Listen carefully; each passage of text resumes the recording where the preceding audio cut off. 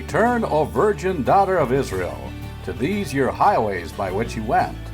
Welcome to Reunion Roadmap, a place to discover the people and communities along the highway of restoration for Israel's House of Joseph. Reunion Roadmap is a B'nai Yosef North America production. Be our guest for the next hour as we meet the people of the emerging House of Joseph here in North America.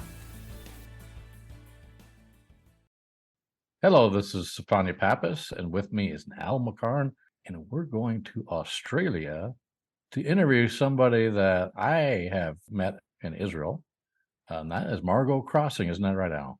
Yes, this is quite a blessing to have two Margot Crossing interviews in 1 year.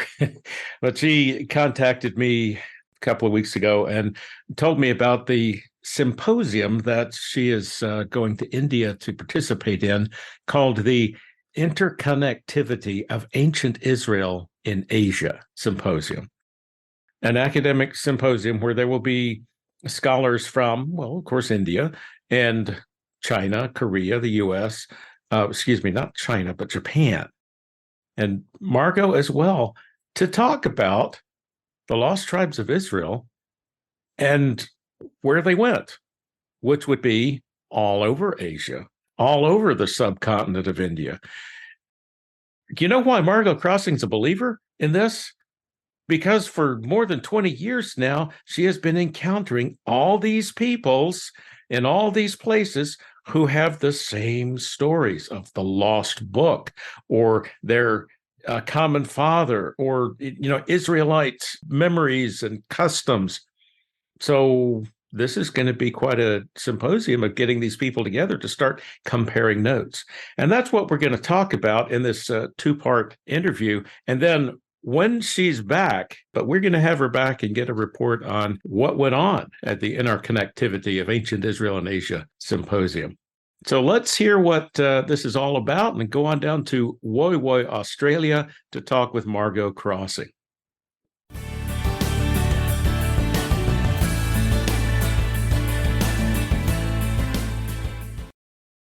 Hey, this is Al McCarn. We have another special interview guest, Margot Crossing from Woy Woy, Australia.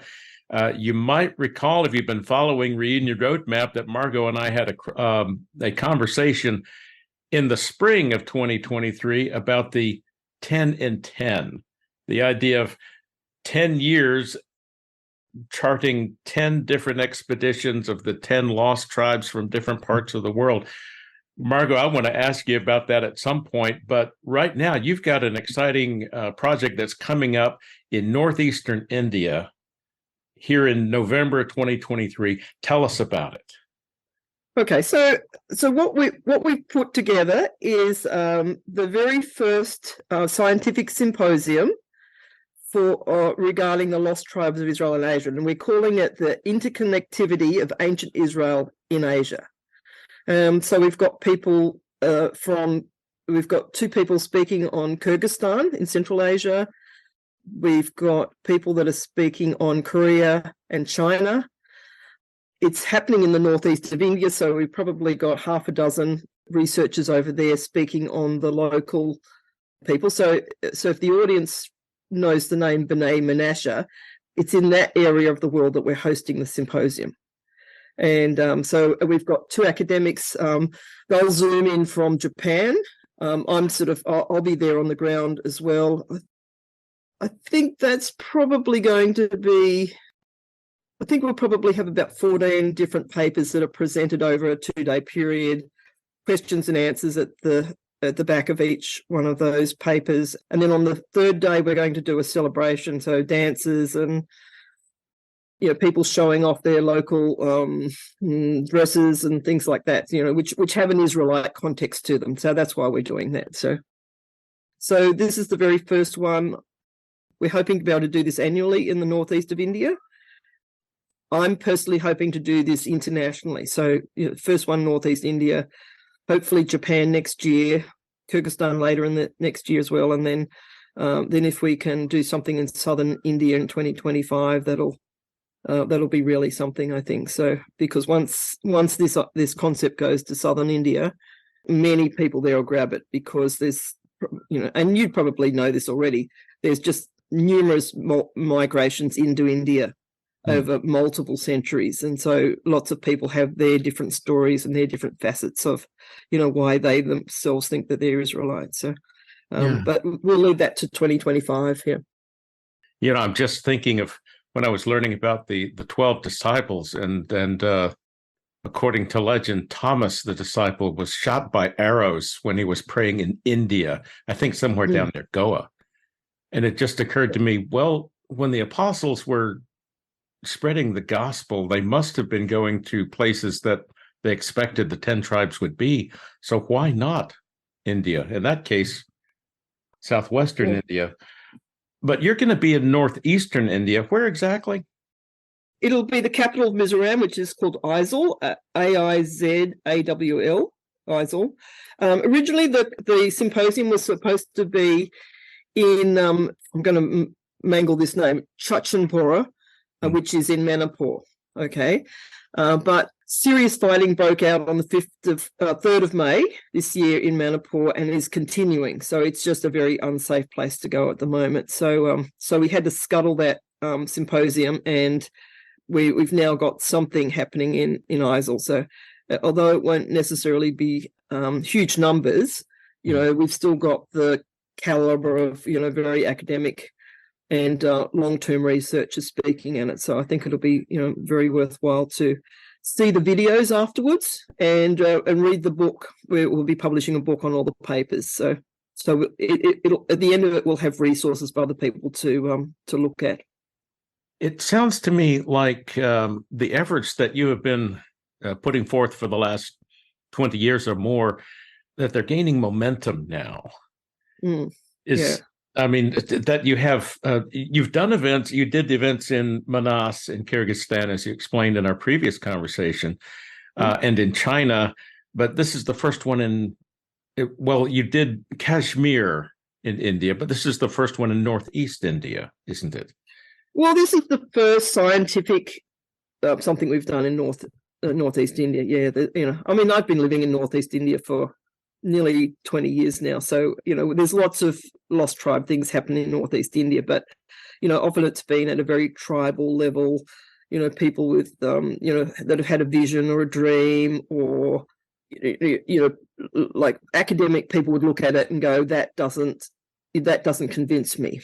And so what we're hoping to do with this symposium is string all the different stories which are similar from all over Asia together into one place and show that this can't be by accident.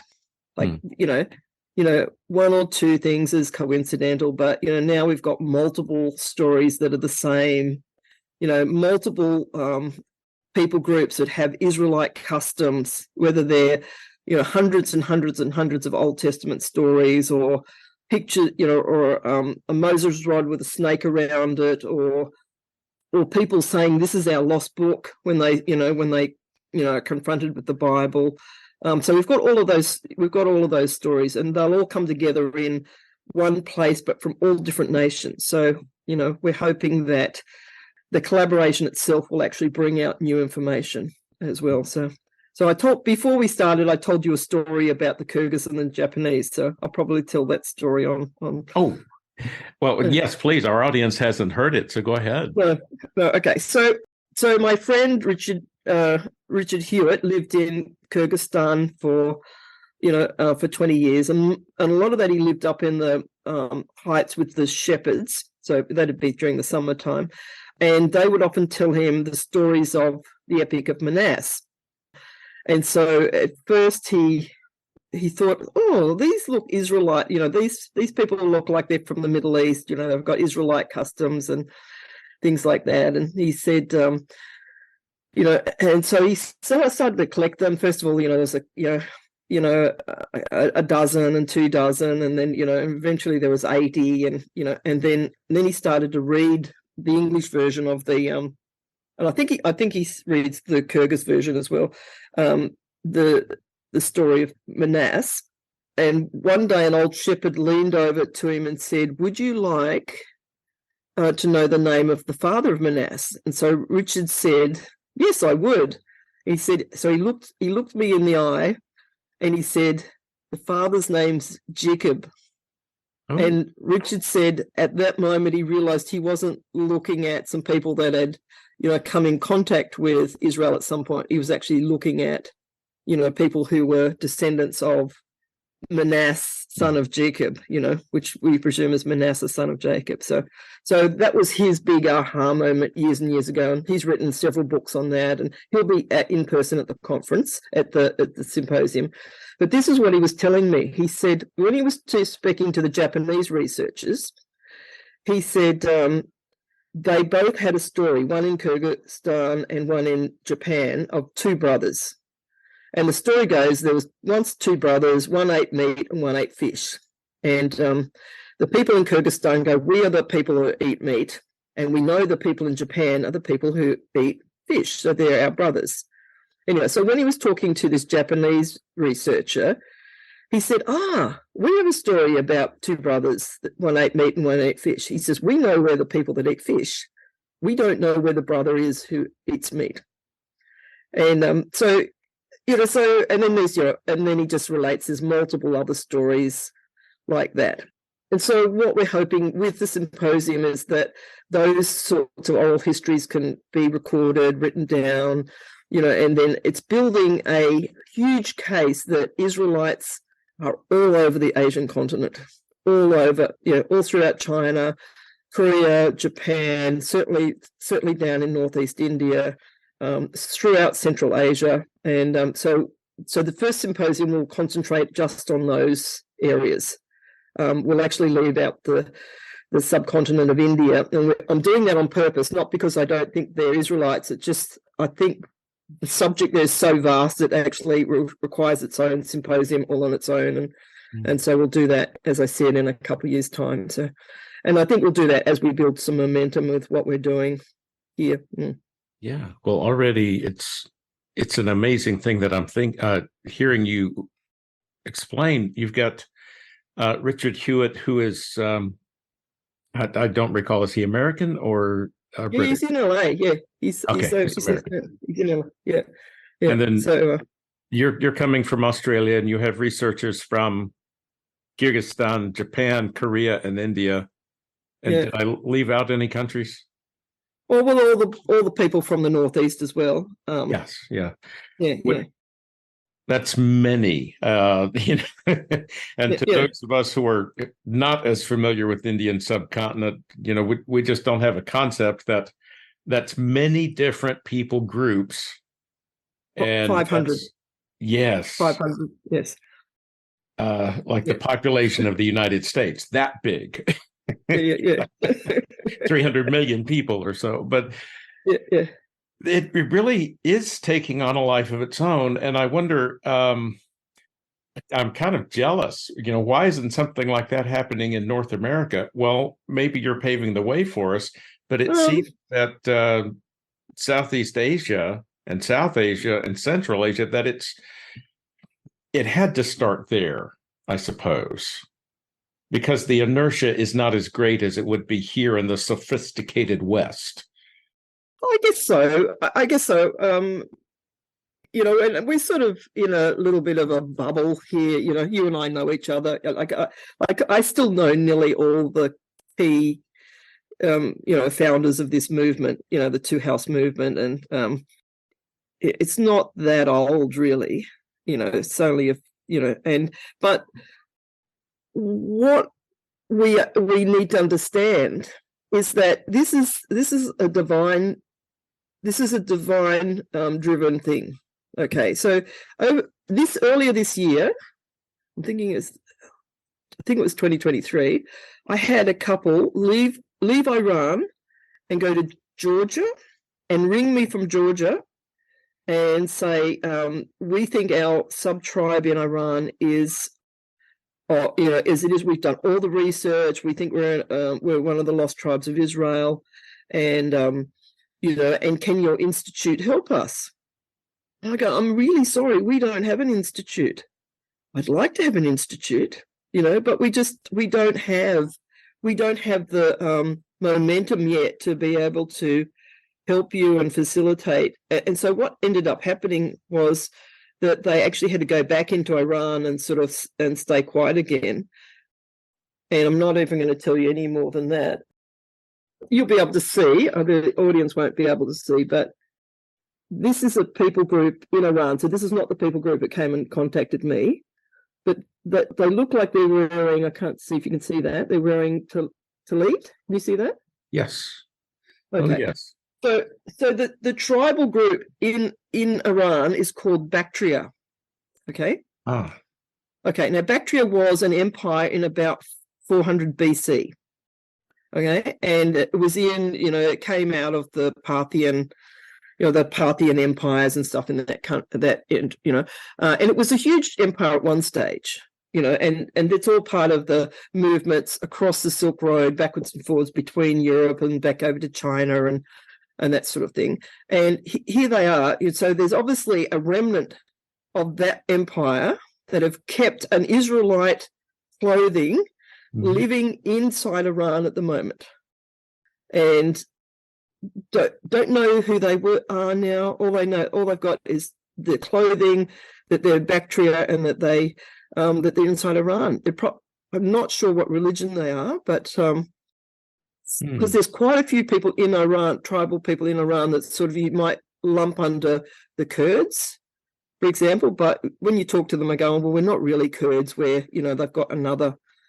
They've got another religion. Like it's their old religion. So it doesn't really it's not documented, doesn't have a name. But they know they're not Kurds, but they get lumped into, they're all part of the Kurds. So I think there's a number of those tribal groups inside Iran.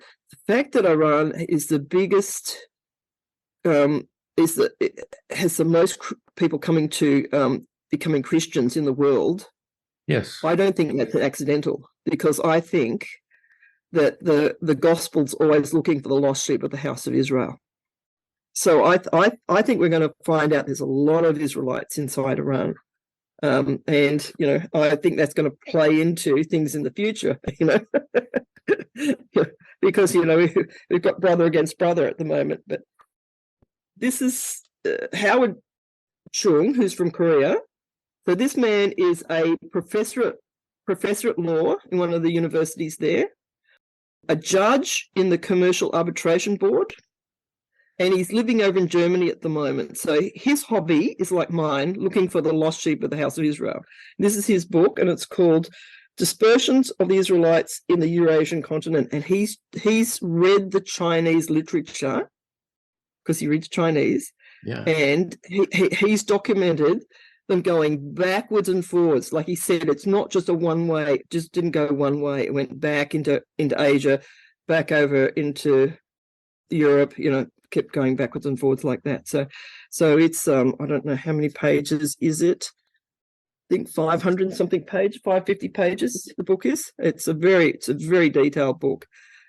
So he'll be speaking. I think he's got 2 or 3 papers that he's presenting over Zoom. He can't make it. And he'll be presenting those at the symposium. So, getting his, being able to get his book, getting his understandings, his work's up on academia.org. So, people can start to read about all of these things, and people will start to find out about themselves, Al. That's the really exciting thing, and we're putting it together an online library. I've already started doing that. It's Lost Tribes Institute Library. So that's what we're hoping to form an institute in the future where we, talking about this stuff. People can, access the library, download, all the information, the videos, the books, or and then they can upload to it as well for whatever information they find about their own people groups. And so we'll just have it in one place so that it's accessible to all people. So that's our hope.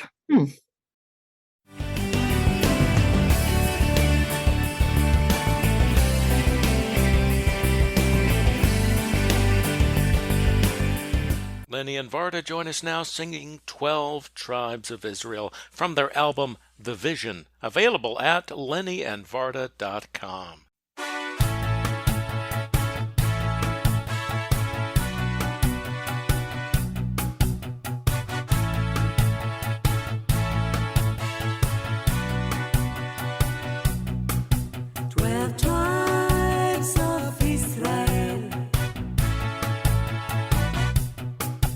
12 tribes of Israel. Reuven, Shimon, Levi, Yehuda, Dan, Naphtali, Gad, Asher, Yisachar, Zvulun, Yosef, Binyamin. Go up to Jerusalem, to the mountain of the Lord. Let's go up to Zion, to the house of Adonai. Go up to Jerusalem, to the mountain of the Lord. Let's go up to Zion, to the house of Adonai. Go through the gates, prepare the way for the people. Build up the highway, take out the stones. Lift up a banner for the peoples. Lift up a banner for the peoples. Every tongue and tribe and nation, come join in the celebration. Let's march hand in hand to Jerusalem. Every tongue and tribe and nation, come join in the celebration. Let's march hand in hand in Yeshua's name. Let's march hand in hand in Yeshua's name. 12 tribes of Israel go through the gates. 12 tribes of Israel go through the gates. Reuven, Shimon, Levi, Yehuda, Dan, Naphtali, Gad, Asher, Yisachar,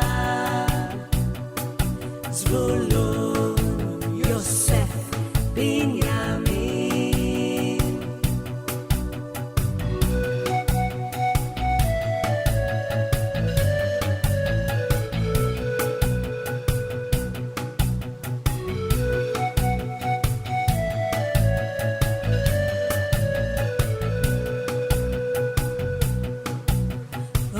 Go up to Jerusalem, to the mountain of the Lord.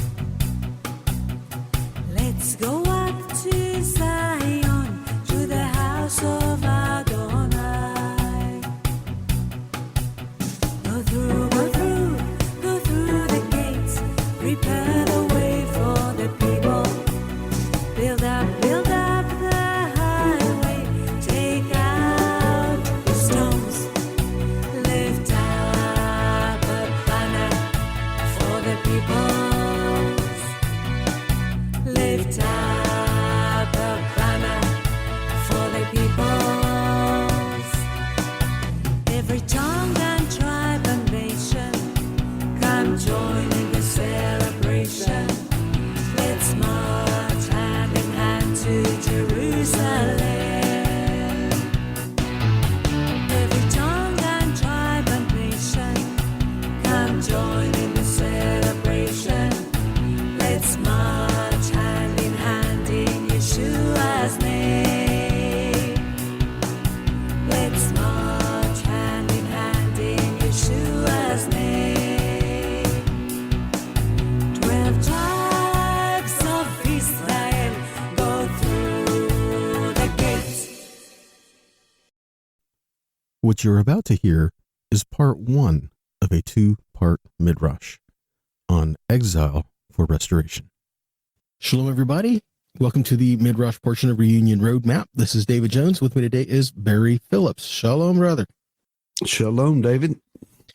Got an interesting question. I've been kind of reflecting a little bit on the life of Yaakov and how his life is very prophetic for what we see for the nation of Israel as a whole, and also looking to even the restoration that Bnei Yosef is working within, bringing all Israel, here we're looking in Bnei Yosef, North America, all Israel to come together to try to be reconciled with one another, with the Father, and with Israel as a whole is ultimately the goal that we're looking at, and trying to work within the framework of what the Father has given us. But if we look at the life of Yaakov, there is a lot of prophecy involved in his life that we can look at to the history of Israel, and even down to the things that we're looking in and for life for us today. And we know, obviously, Yaakov, his name was changed to Israel, and Israel had the 12 sons, which become the 12 tribes. Okay. So with that, I kind of want to start with the idea of the blessing that was given to Yaakov. Now, you know the story, and not to go fully into the story, but Yaakov and Esav, Jacob and Esau, brothers that were at odds even in the womb and from the time they came out. And Rivka was told that the older will serve the younger. So this is one who, in her mind, would end up with the birthright. Isaac, who later on in life calls out for Esau, says, why don't you go out and fetch me some game that you really like and or that you're really good at getting and that I really love to eat, and go get it and fix it for me so that I can bless you before I die. My thinking, this was a little bit dramatic, because we know he lived at least another 20 years after that. and so yes, at least. So Yaakov at the telling of his mother and saying, well, let's go in this, and you need to get this blessing from your dad, kind of thing. So not going into all of that, but he goes in, and in my opinion, he was getting a blessing, not necessarily the birthright promise that was to be given, because we do see that being given to Jacob as before he leaves the land. So what happens here is, because of that incident with Jacob and Esau and their father, and he ends up with a blessing that was by his father intended for Esau, his brother now seeks to kill him. I think he was just kind of looking for an excuse. So mom goes to dad and says, hey, our son needs to find a bride, and it would just do me in if he took a bride from this land where we're at. So let's send him back to my family and see if he can get a bride there. And of course, Esau, hearing this, goes out and gets a bride from the area. But he says, okay, so he goes to send his son away from the land that was promised to them, away from these things, and he blesses him and sends him off. And this is kind of weird, if you ask me, because it's kind of a picture of, okay, he's in the land, and he's being sent outside of the land to get a bride, and he's going from Beersheba, traveling toward Haran. So if you look at this on the negative side, he's being exiled right after he was blessed. So it's like, because of this blessing, he's being kicked out of home. Mm. What a blessing, right? But on the other side of it, it is in this exile, the way I'm phrasing it here, that he's going to build his family, that he's going to get a bride, that he's going to become a family that would be called Israel. So in exile, Jacob becomes a family. And further, when he goes to return, he becomes Israel. Interesting phrasing of these things, because when he goes to return, we know the story after he works for Lavan. 20 years later, we're looking at, he's returning home, and he comes across two camps, Machanaim, and he has angels there. And he sends messengers, translates as angels. He sends them to Esau to kind of let him know, to kind of check him out and fill out the situation and say, hey, your brother's coming to meet you, and he's got a bunch of great stuff for you, Yeah. And they go back, they go back to Jacob and tells him, Esau's coming to kill you, man. He's got 400 guys with him. So now what's he going to do? Well, his reaction, he kind of takes a multi-pronged attack here. He divides his family into two groups.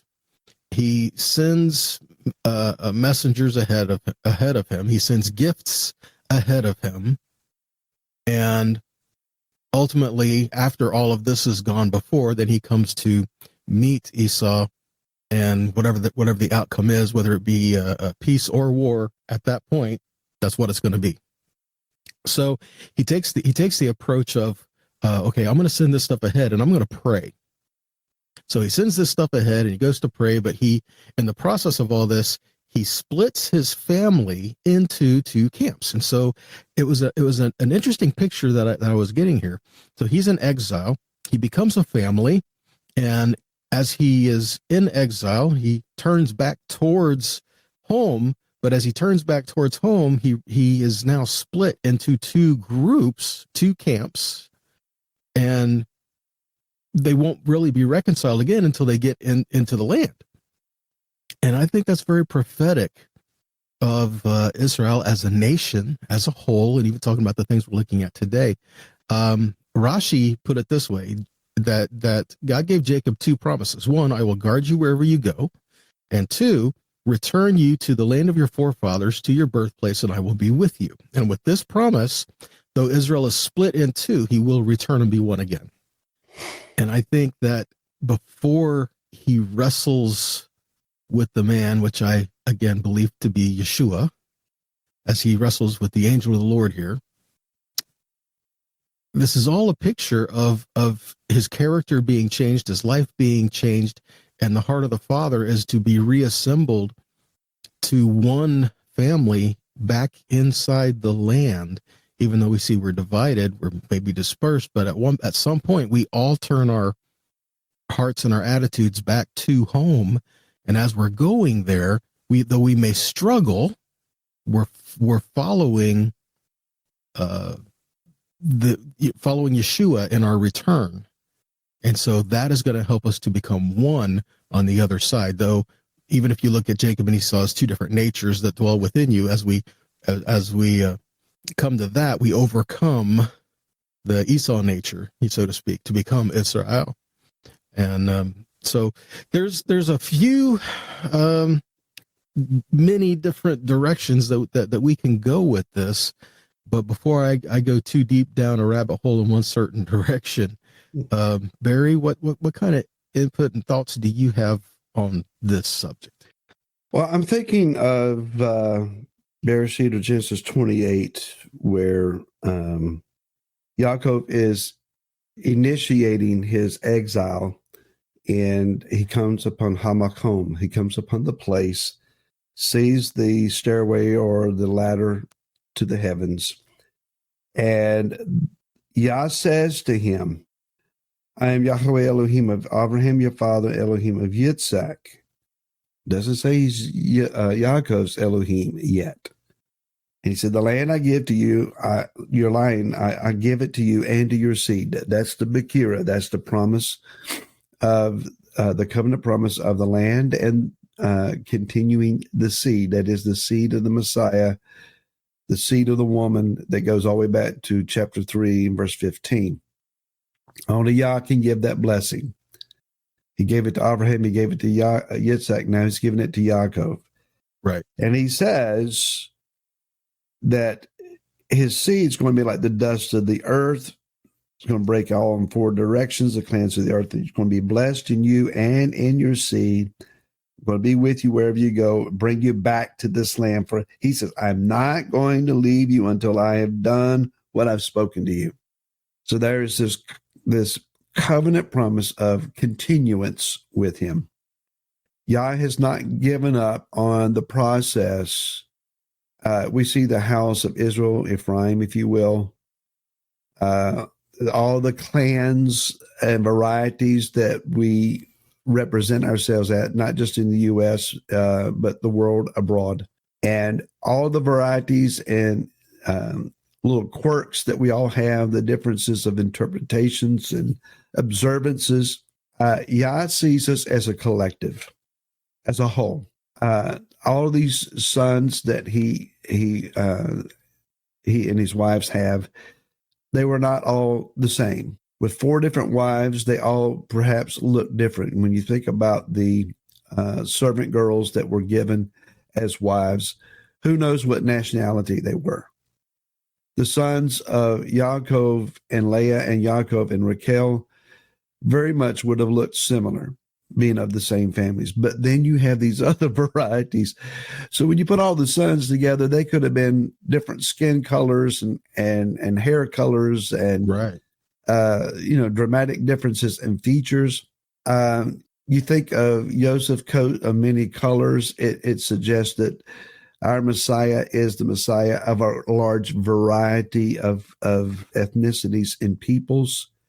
The idea that, David, that we're going to be so similar that we immediately recognize each other may be a fallacy. We try to fit each other in our own little boxes of acceptance, and we have to get rid of our box and take on Yeshua's box instead, because it's a much larger box. Oh, yeah. I'm sure that when we get into the kingdom, we may look around and see someone and think to ourselves, how did they get in here? I would have not included them, not realizing that they're looking at us and thinking the exact same thing. It reminds me of Ezekiel, I think it's chapter 20, where it says, I will cause you to pass under the rod, and I will purge out the rebels from among you. And that's relating back to in the Torah, when they would have the sheep pass under the rod, and every 10th one was set apart to Yahweh. And you were not allowed to ask, is this a good one or a bad one? Do I like this one, and do I want to give this one away? Is this one worthy of an offering? Is this one definitely not worthy of an offering? You're not allowed to say any of that. God, why do you want that sheep? Really? And, yeah. I'm also thinking of this. There's a rabbinical take that I've enjoyed reading, and that is to say that Leah, the older sister, was thought to have been given to Esau, and that half of the tribes of Israel were to be sired from Esau and Leah, and the other half between Yaakov and Rachel.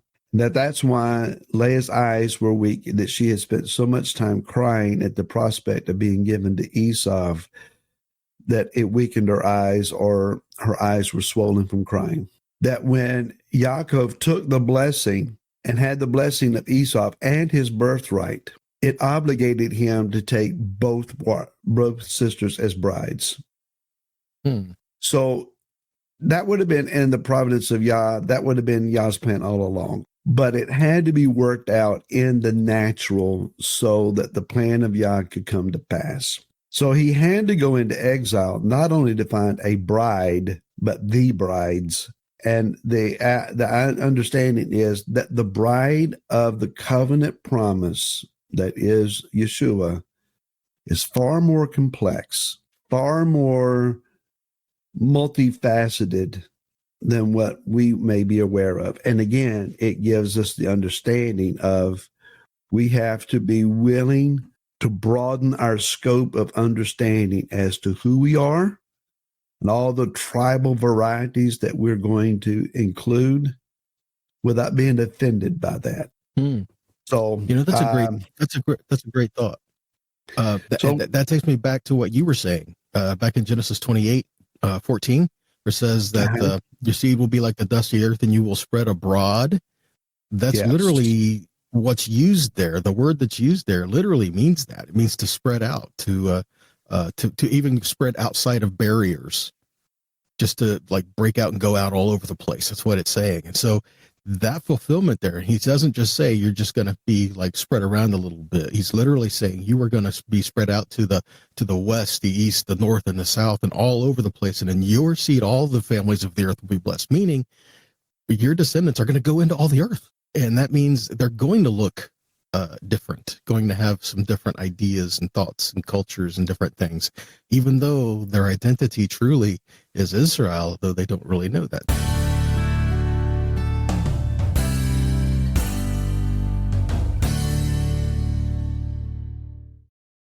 From Barry Phillips, here is Four Winds Blow, recorded at Abena Night of Worship at House of David Fellowship in Gloucester, Virginia.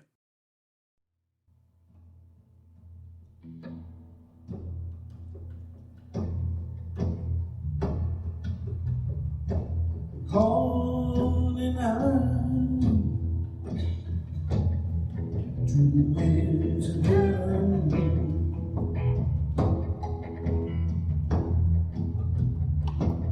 crying out the same to the four corners,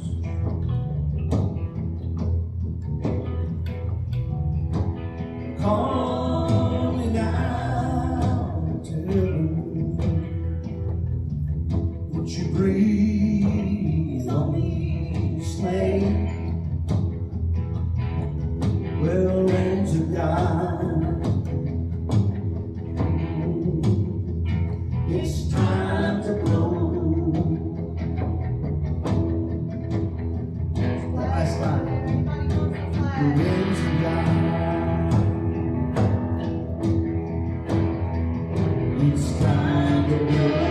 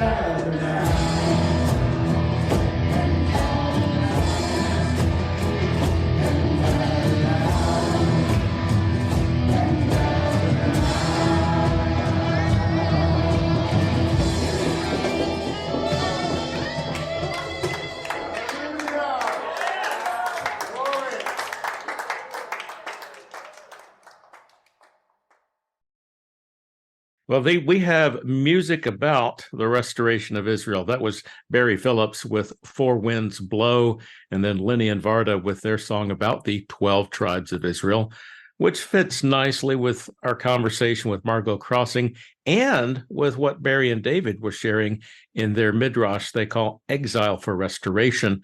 Stefania, what are they talking about? What they're talking about is the blessing that was given to Jacob. David brings this up, and many people think that the blessing that was given to Yaakov was when he was trying to play the part of Esau, and he was going to get that blessing, and that the firstborn blessing that he received was when he was just getting ready to go in to leave the country to where he would find a wife, and while before he leaves on his journey, he's given this blessing, and David pointed out that was the birthright blessing. And the other blessing he received was something that was going to be reserved for Esau. And if you notice that blessing, it does talk about power and those types of things. And I thought, I had never really thought about it that way. And that actually makes a whole lot of sense. Particularly, Isaac had to be told, Rebecca, his wife, had explained to him, this is what the Father spoke to me about. And he said to me that Jacob, it says, the older will serve the younger. And I'm sure he heard that, and being the type of man that he was, that we see he submitted himself to the point of death when he was with his father Abraham. This seems like a man that would kind of like, yeah, I know who Jacob is. He is the one. And so it kind of like makes you start thinking about this whole idea of restoration and involves the blessing, and what is that blessing, and how he targeted the very thing about land and inheritance in that blessing before he left for the house of Laban. There were a few bells that went off in my head as I was listening to their midrash as well. And of course, in context with what Margot is doing, investigating where are the lost tribes and people beginning to understand who they are, there is a direct correlation here. Yes. Just as Jacob had to be exiled to be made into the man who would become Israel, and therefore worthy of inheriting the land. Well, that's the case with his seed as well. All the tribes. Yes. With Judah first. Always, it's Judah must go up first. Well, that's going to do it for this edition of Reunion Roadmap. And if you haven't visited our website yet, please do at BneiYosefNA.com, BneiYosefNA.com. Check out our resources and do click on that donate button. If you are moved to partner with us, we would be greatly honored. So on behalf of Stefania Pappas, Barry Phillips, and David Jones, this is Al McCarn. Shavua Tov. Thank you for joining us on Reunion Roadmap, a production of B'nai Yosef North America. Please come back next week for another visit with the people of the emerging House of Joseph here in North America.